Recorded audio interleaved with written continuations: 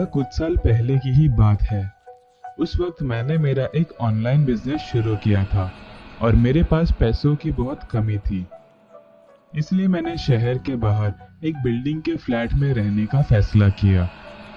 Business करने के कई फायदे होते हैं, जैसे कि आपका कोई बॉस नहीं होता, आप घर बैठे बैठे इंटरनेट पर काम कर सकते हो, लेकिन उसके लिए आपको एटलीस्ट अपना घर पसंद आना चाहिए। मैं मेरी पत्नी के साथ, जिसका नाम अन्नू है, हम लोग शहर के बाहर एक अच्छा सा फ्लैट देखने के लिए गए। जितने भी घर हमने देखे वह सब हमारी बजट के थोड़ा बाहर थे। बहुत ढूंढने के बाद शहर के बाहर एक किनारे पर एक जंगल के बगल में ही एक पुरानी सी बिल्डिंग दिख गई। उस पूरे बिल्डिंग का मालिक एक ही व्यक्ति था। हम उस व्यक्ति से मिले और उसने कहा कि पूरे बिल्डिंग में सिर्फ 6 ही फ्लैट है, जिनमें से एक बुक्ड है और बाकी के 5 खाली है। 5 खाली फ्लैट है, यह सुनकर हमें थोड़ा वियर्ड जरूर लगा, लेकिन क्योंकि वह फ्लैट हमारे बजट से बहुत सस्ता था, इसलिए हमने वहीं पर रहने का फैसला किया। बिल्डिंग पुरानी लाल कलर की ईंटों से बनी हुई थी और बिल्डिंग के बाहर का रास्ता काफी कम यूज हुआ था, लेकिन वह जगह मेरे लिए परफेक्ट थी क्योंकि वहां पर मेरा काम डिस्टर्ब करने के लिए कुछ भी नहीं था। चारों तरफ शांति ही थी। जब हम उस बिल्डिंग के पास पहुंचे तो मुझे वह बिल्डिंग बहुत ही अजीब लगी। मुझे खुद पर ही डाउट हो रहा था कि क्या मैं उस पुराने बिल्डिंग में रह पाऊंगा। मेरे चेहरे पर डाउट देखकर मेरी पत्नी ने कहा कि एटलीस्ट एक बार ट्राई तो कर लो। अब बीवी की बातों को इतनी आसानी से तो मना नहीं कर सकते, इसलिए मैंने सोचा चलो एक बार देख कर आते हैं कि अंदर है क्या। हम अंदर गए और मैं काफी सरप्राइज हो चुका था कि उस बिल्डिंग की कंडीशन इतनी भी बुरी नहीं थी जितनी मैंने सोची थी। हमारा एजेंट वहीं पर उस बिल्डिंग के अंदर खड़ा था। उसके चेहरे पर जाड़े चश्मे थे और उसके बाल थोड़े से सिल्वर हो चुके थे। वह व्यक्ति बहुत ही फ्रेंडली था, लेकिन उसके बारे में कुछ तो अजीब बात जरूर थी। मुझे उसके बाजू में खड़े रहने में एकदम अनईजी फील होता था। ऐसा लगता था जैसे उसके अंदर से कोई नेगेटिव एनर्जी आ रही हो, लेकिन मेरी पत्नी को उसके आसपास ऐसा कुछ महसूस नहीं हुआ और हम यूं ही बातें करते करते 2nd फ्लोर तक पहुंच गए। उस एजेंट ने उस दरवाजे का ताला खोला और हमें घर के अंदर टूर करवाने के लिए लेकर गया। घर के अंदर सारी चीजें बहुत ही नई थी। कारपेट, पेंट और यहाँ तक कि फर्नीचर भी, सब कुछ नया था। बाथरूम के अंदर कैबिनेट्स भी नए थे और किचन के अंदर रखा हुआ सामान भी ऐसा था जैसे किसी ने यूज ही ना किया हो।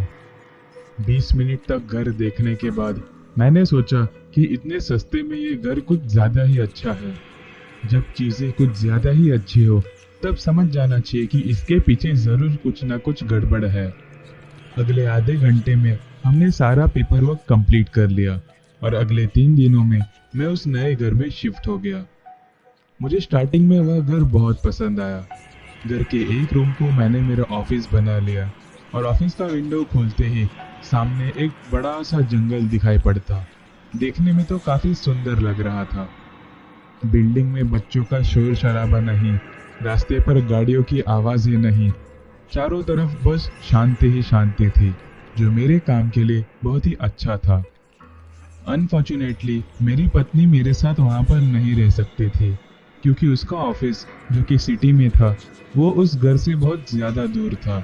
इसीलिए उसने फैसला किया कि वह ऑफिस के क्वार्टर्स में ही रहेगी।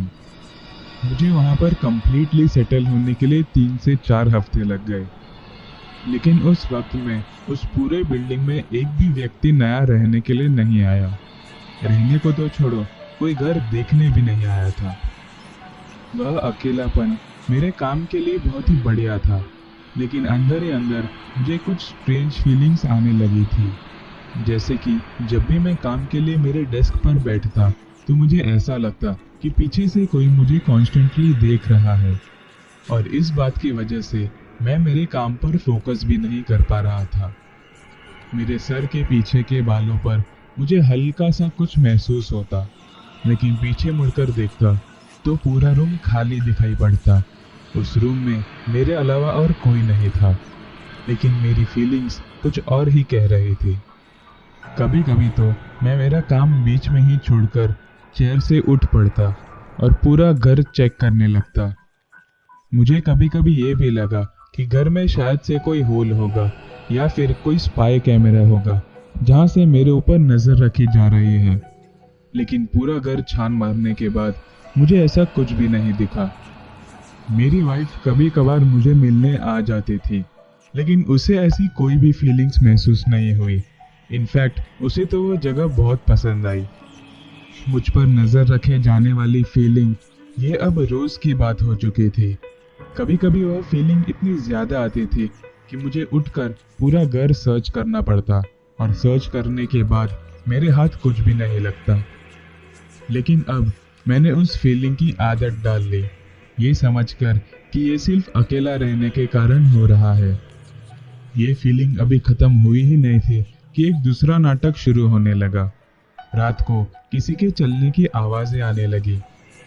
कभी कभार मेरे घर के पर्दे अपने आप ही साइड हो जाते और पर्दों के उस पार वह बड़ा सा जंगल दिखाई पड़ता।